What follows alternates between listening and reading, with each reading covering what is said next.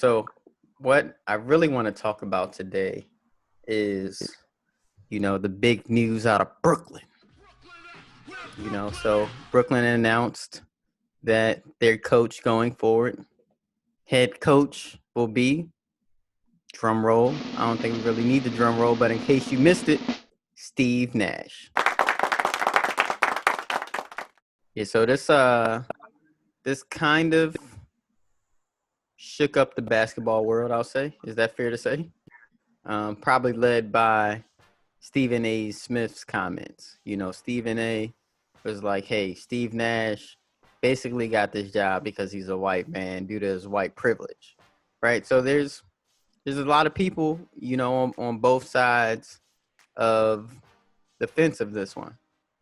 Some people are like, yeah, he got the job because he was white. And so Stephen A.'s argument really is, if he basically was highlighting the black coaches around the league that were overlooked for this position. He's citing Steve Nash getting the job without any coaching experience.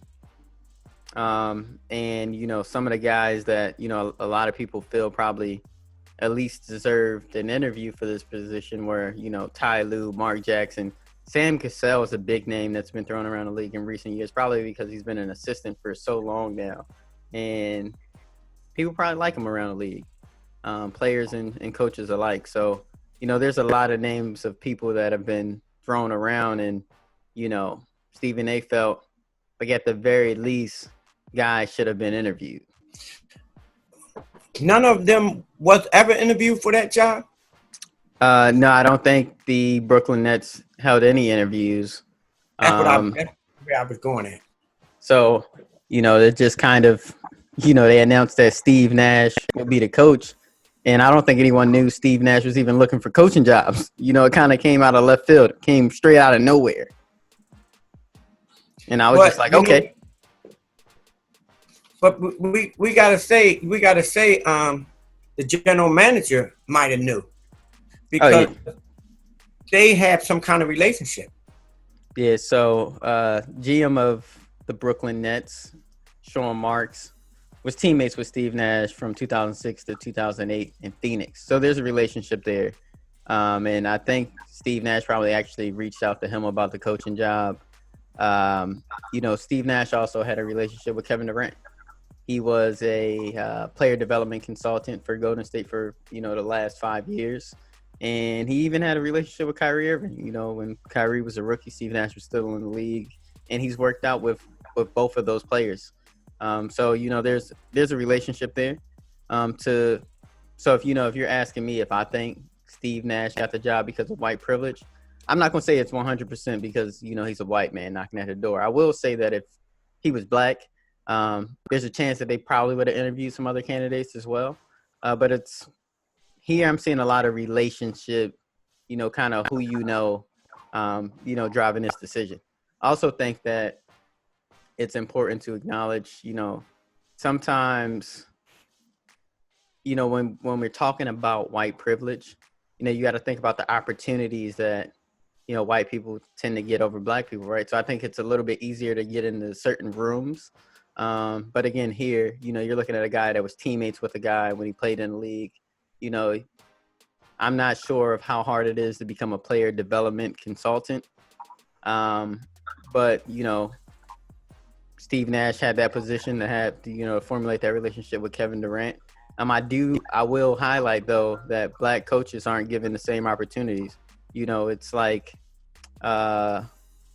you think about guys who've, people throw Mark Jackson's name around, but I know there was kind of some turmoil when he was coaching in Golden State. But, you just look at the coaches around the league and there aren't a lot of black head coaches. But I just think that this decision was more so relationship driven. Not to mention, when you're comparing Steve Nash to Doc Rivers, Mark Jackson, Sam Cassell, Ty Lue, when you're talking about them as players, I don't know if any of those guys are on the level of Steve Nash. Like, Steve Nash was a back-to-back league MVP. Am I right? you are right about that. One thing I want to say too, Steve Nash and what you're saying, what he has done in the league. But, like when you talk about, like what I heard in some of the conversations too was, when some black coaches get a head coaching job and then they lose it and get fired, it's harder for them to even get back into a head coaching job. Like, what they were saying was, like, when you talk about privilege, like some of them gonna always have that privilege, or because they white, because look who really runs it. Look at who is in the top of the league. So therefore, some of them gonna get there. Like sometimes it's not what you do or how you've been there. It might be who you know, and to get you in some job. Like, and I think if it wasn't for all this George Floyd and everything else that's going on, none of this might not even came in the pack. Because like you said, he's not the first coach that didn't have no coaching experience that got a job. Mm-hmm. When you talk about Isaiah, when you talk about like Magic Johnson, all of them got jobs before because of who they were. So now, his stats might help them get that job too. Yeah, I think that the difference here with the jobs that they got compared to the jobs that Steve got a team that could contend for the title, especially coming out the East. Like they got one of the top players in the league in Kevin Durant, who will be coming back healthy. You got Kyrie Irving, who is probably a top 5 point guard in the league, and some promising role players based off of what they displayed in the playoffs in Karis LeVert. They got Joe Harris, like they got a good team. And I think the difference is, or at least the argument Stephen A was trying to make is, they don't give black coaches with no experience an NBA championship caliber team from the jump. Now, my rebuttal to that is like if let's say Steph's a 2-time MVP, he also got a little championship experience. So we got a little apples to oranges here. But if a guy like that, NBA superstar, wants to coach and your 2 top players sign off on it, because so much of basketball isn't how good you are. It's relationships. Like someone told me a long time ago, like money doesn't run the world, people do. And in that, he was emphasizing the importance of relationships. Steve Nash got the relationship with the 2 guys who are the biggest influencers in that locker room. So as a GM, if I'm looking to hire, it's like, this is easy right here. Like we got the fit, right? Everybody can do X's and O's, but how much are my X's and O's gonna matter when you got to stop Kevin Durant, right? That's a tough cover, and with Kyrie on the floor. So as long as we put the right role players around them, we should be fine.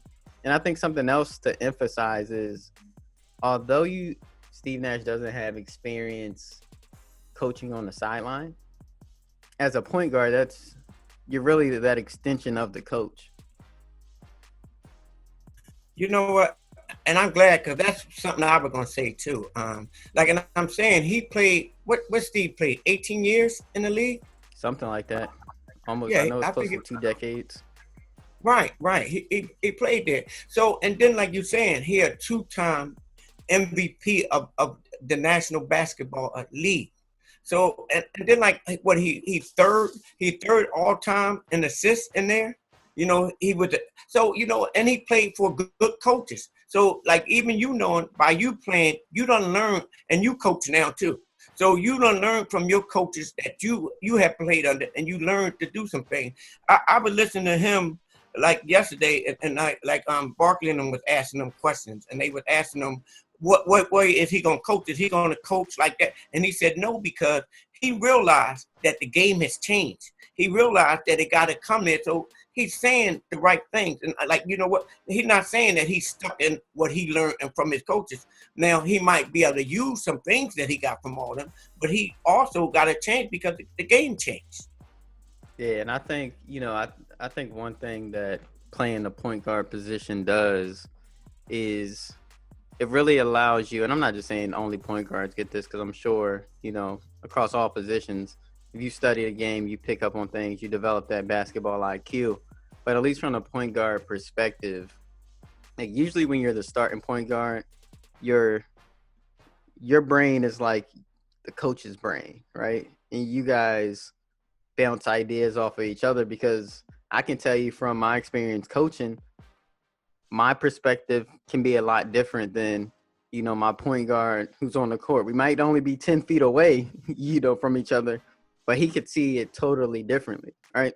Like his perspective can be much different than mine, when you're actually out there and you got to execute. So as a player, your job is to understand how every little action influences the defense and then influences your teammates, right? And trying to execute an offense. And same thing on the defensive side of the ball, right? You learn so much being in those positions, and when you're leading a team, I think that you learn a lot. Like I learned, like I started coaching with, at the high school level, but everything I knew I learned from a player, and I think that that's a good foundation. Now, Steve, of course, I know he'll have a good supporting cast there, right? He'll bring in some people with some experience so that he can learn from them, and that's something he said as well. To hear more from this conversation, check out the full podcast episode wherever you love to listen to podcasts. Also, make sure you subscribe and follow us on Instagram at the NoStoppinKev Show. And if you happen to be on YouTube, make sure you hit that subscribe button and click the bell for notifications.